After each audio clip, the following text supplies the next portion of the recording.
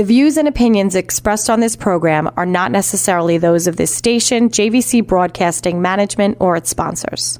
With so many people living longer, the fear of outliving your money becomes a reality for many of us. Will I be a financial burden? Will I outlive my money? How will I be remembered? My name is Neil Himmelstein, president of Main Street Planning Group. Please contact me by visiting mainstreetplanninggroup.com. That's mainstreetplanninggroup.com, or call 631-647-4694. I will introduce you to strategies that will guarantee you will not outlive your money, that can guarantee you will not be a burden on your loved ones. Through a collaborative approach, we will uncover solutions that offer tax-efficient strategies, lifetime income, and legacy planning, choice, organization, direction, and education. That is the code we stand behind. Contact mainstreetplanninggroup.com. That's mainstreetplanninggroup.com, or call 631-647-4694. And listen to me every Friday at 3 p.m. as I host the Main Street Code for Financial Success, right here on 103.9 LI News Radio. Good afternoon. Welcome to the Main Street Code for Financial Success. I'm your host, Neil Himmelstein. I'm here every Friday at 3. If you miss an episode, you can always catch me on YouTube videos at themainstreetcode.com, or Apple or Spotify. If you're in your car and you want to hear some past episodes, we're on there. And when we talk about our code, we talk about choice, organization, direction, and education. And we help hundreds of advisors across the United States, whether they're CPAs, attorneys, or other insurance agents, looking for independent solutions for their needs. And we help a lot of clients here on Long Island, and a lot of attorneys and accountants. And that's what we do. We are specialists in life insurance, disability, long-term care, and annuities. And we help you put your financial plan together. We also help you put your financial team together if you don't have one. We can help assist in doing that. And we are very fortunate today to have one of my mentors with us, Bruce Libman. Bruce, would you say hello? Oh, good afternoon to everybody. Good afternoon. Now, a little background to Bruce. Bruce is an entrepreneur. He's an author. He's a networking strategist. But the biggest thing that he does is business development, and I really wanted Bruce's input today about how, as a small business owner, or even if you're an insurance advisor, an accountant, attorney, on some of his methodology on some of his business development. So, Bruce, would you explain your client for life philosophy? Well, I think it came about when I was in your business. Okay. And my belief system was that if I am lucky enough and fortunate enough to do business with clients, I wanted them to make sure that this was not just a sale. This was a relationship, and a relationship for life. Some of the psychology of that also was I always knew that there would be more business down the road. Excellent. So my job was to always be in touch, was to get into a structure and a method that my clients never had a moment of never knowing who their representative was. And actually, I never used the word representative. I always used the word advocate.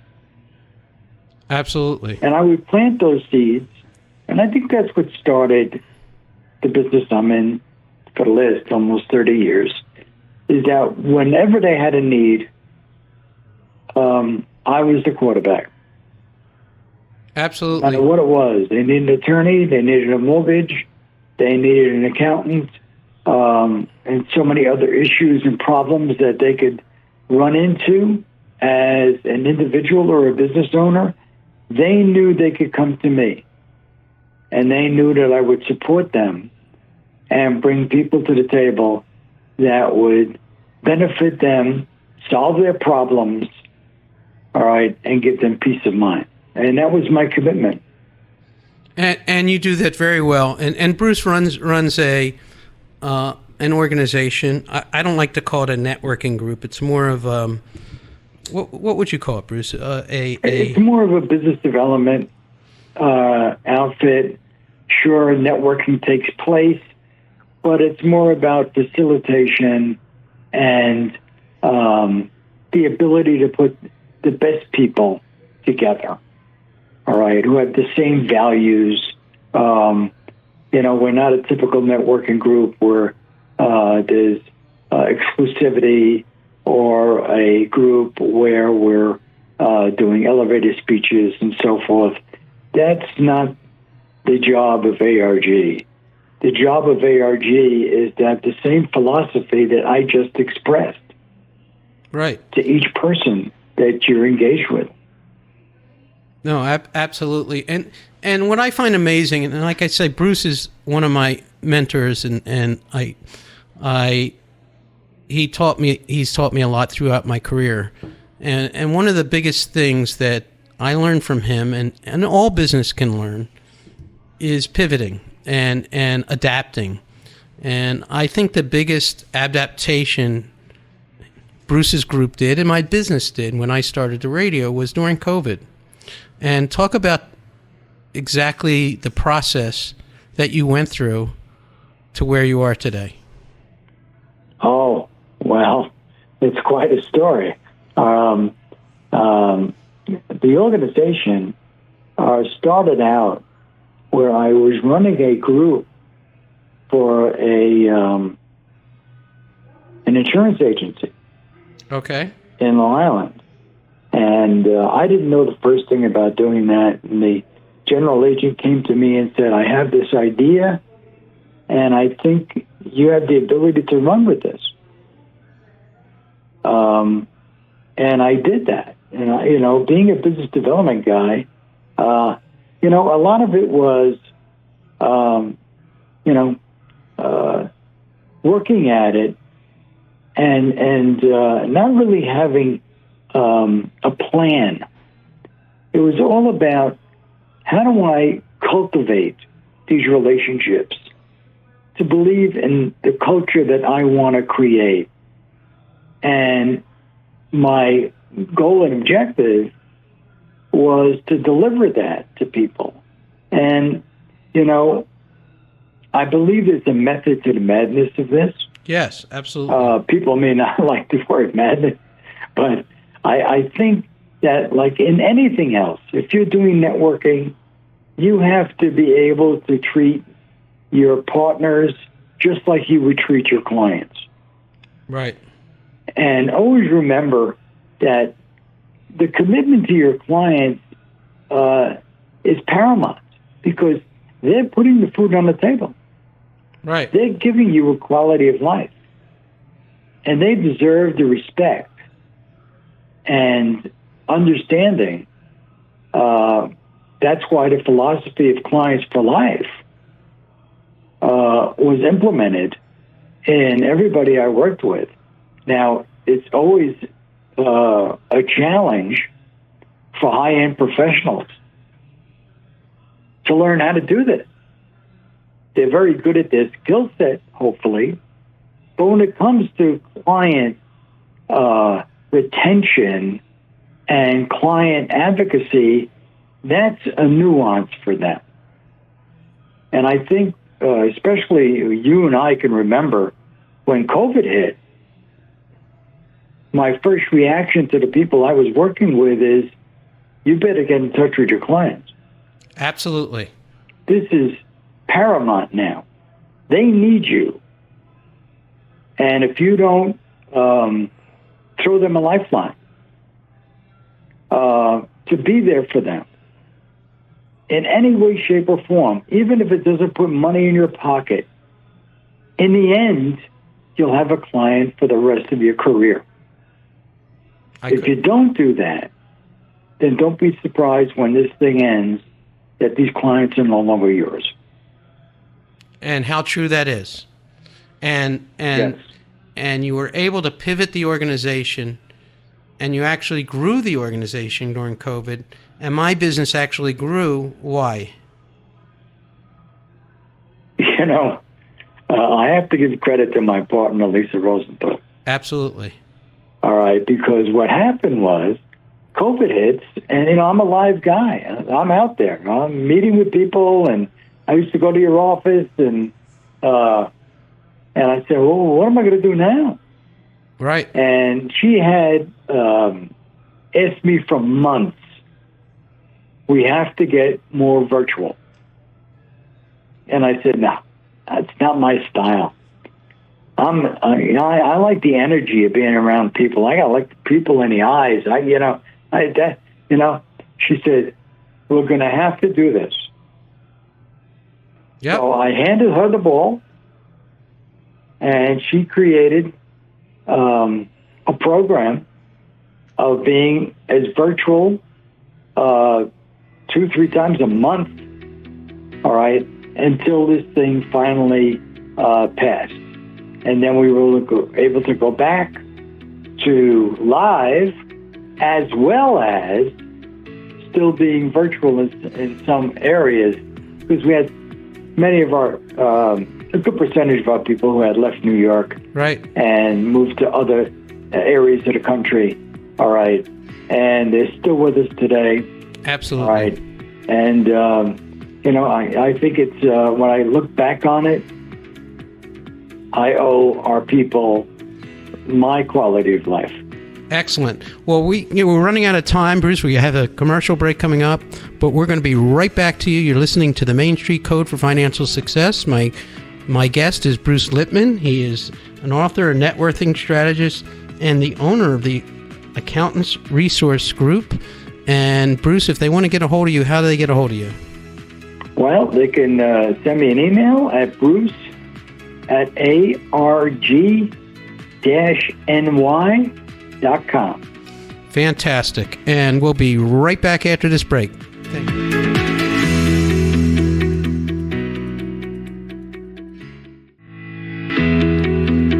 Welcome back to the Main Street Code for Financial Success. I'm your host, Neil Himmelstein. And if you missed the last segment, I'm here with Bruce Libman. Bruce is the president and owner of Accountant Resource Group, which is a business development group and networking group for financial professionals, ranging from life insurance professionals like myself, accountants, attorneys, mortgage brokers, all to assist in building this group of people, of resources that are 100% vetted by Bruce and his company to be the top in their fields and the ultimate of professionalism. And Bruce, I got to hand it to you for putting this together and making my life better and making my livelihood better. Thank you. And Bruce has given me a lot of teachings. One of them is this process of how do I increase my business, no matter what business I'm in having people refer me. Can you talk a little bit about that, Bruce? Yeah, and this goes for all your walks of life.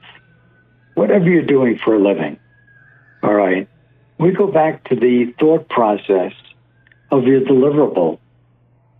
And, not doing transactions with people. I mean, if you want a person to be engaged to the point that they're going to introduce you to other opportunities, well, you have to earn that. But not earn it just in the work that you do, but earn it in the relationship that you've developed. All right? There's a likability and a trust that we all need to do. And then there's the ability to ask. I think most people have a problem with how to ask. And I will give you a little thought process to this. I believe when you're done working for a client, no matter what you do for a living, we can't just walk away from a client, because now we've developed a relationship. So I always believe you should ask a question at the end of your transaction, which my belief system is It's the beginning of the relationship, not the end. If you're doing good work for good people, the relationship is first getting started. And you know that you've done a great job. You know that the person you're working for feels the same way. But do we assume that? Well, let's not assume it. Let's ask a question on the way out. The question is simple. I really enjoyed working with you. How do you feel about the work I've done for you? And don't talk, because the first one who speaks loses. Let that person express to you how they feel about the work you've done, the impact you've had on them. No matter what you do for a living, they're going to answer you, and I am sure they're going to answer you positively. So when I get that great answer, my response is, I can't thank you enough, and I could really use your help. Oh, you need help from me? Yes. You see, I don't advertise. That's not the way I make my living. I only work with people who I'm introduced to. I would appreciate if you could express to 6 people that you know about what we've experienced together. I don't want a list of names. I'm not calling anybody cold. But if you could share our experience, all right, and just let me know of anyone that you feel that you've spoken to that would like me to follow up with them. This is not about calling somebody cold, sending emails to people who are going to reject you. That client or relationship is the intro. They are facilitating to introduce you to people. Now, of course, it's never easy. Some people will feel uncomfortable about it. They may say things like, well, I think that person has somebody already. So my belief system is you're doing all this networking, right? Why don't you network with your own clients? Make it easier for them. Make a game out of it. They all have advisors around them. They all have accountants. They all have attorneys. They work with people in the financial arena. All right? So we can make it easy for them by simply stating, now that we've worked together, I feel part of your team. Well, being a part of your team, I like to meet the other team members. Very wise. Do we do that? Trust me, they do not say no. That's easy for them. Oh, you want to meet my accountant? Sure. Yeah, I could do that. Great. All right. And again, it takes the relationship to another level because they're endorsing you. They're not referring you. They're actually endorsing you. And, when they make that introduction for you, then you could follow that up. All right. But nobody wants a call from a stranger. So some of these networking things that go on, they just give names to people. I know I wake up in the morning, my God, I must have 35 cold emails from people. And I just delete them all. Understood. I have no interest in dealing with strangers. This whole organization has been built by introduction. We do not advertise. We started with 3 people, and we have 200 today. Right. And the amazing thing is you're not looking to make it any bigger. I'm sorry? And you're not looking to make it any bigger at this time, I don't think. No, but when opportunities come along, I'm always talking to people. Yep, you sure are. And our people are extremely proactive, including yourself. Yeah. All right? So that person may not fit for our organization, right. But I'm always anxious to meet people. I know that. I never know where down the road what that person does for a living could be a resource for one of our people. Absolutely. Well, you have another thing that you put together called it's a tree. I don't know what you call it. It's the tree of referral process, which I try and tell people, which I think is so important. The follow up. You know, somebody referred somebody to me. I always come back to them and let them know how that conversation went. Can you talk a little bit about that? That's right. And I will tell you something, at this time of the year especially, because you don't have many weeks left of the year. Because probably at the beginning of November, everybody's going to be pushing off for the holidays. All right. And marketing is all over the place. So what do I tell our people to do? So, you know something, I want you to look back on the year up till now. I want you to think about all the people that you've met. Maybe the timing wasn't right. The timing is a lot. Yep. Maybe people were not ready.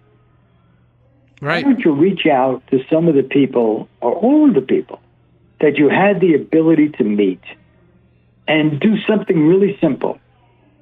Just touching base, wishing you a good holiday season. Love to catch up in January. Love that. Laying seeds every day in a structured manner, in a system. You don't lay seeds, the garden will